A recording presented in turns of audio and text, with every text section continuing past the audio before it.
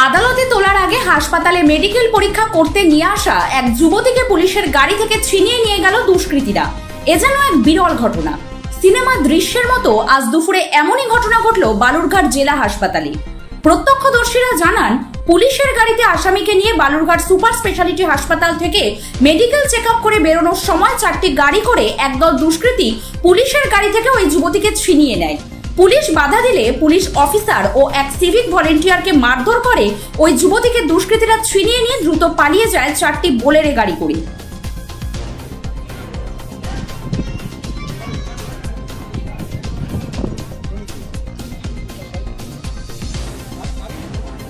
খবর পাওয়া মাত্রই ঘটনাস্থলে পৌঁছায় বালুরঘাট থানার আইসি শান্তিনাথ পাঁজা, ডিএসপি সদর বিক্রম প্রসাদ।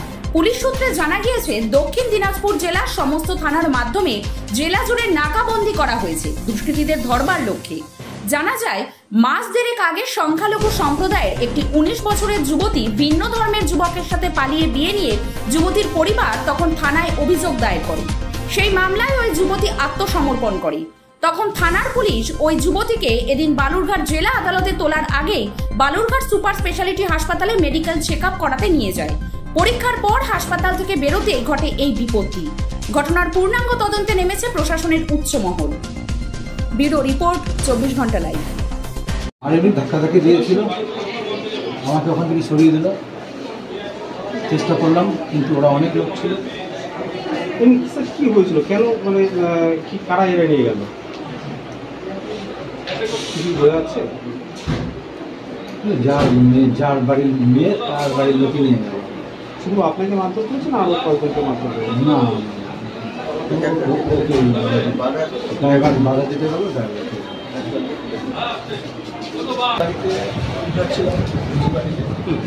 হঠাৎ করে পুরোনো বৃষ্টি এসে একদম ধর করে দিয়ে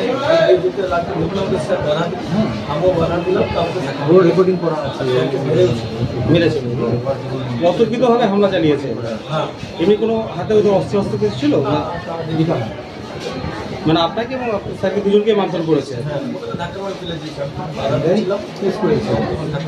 আপনি পুলিশের গাড়ির চালক, আপনার নামটা কি? দীপক থেকে দীপক শীল।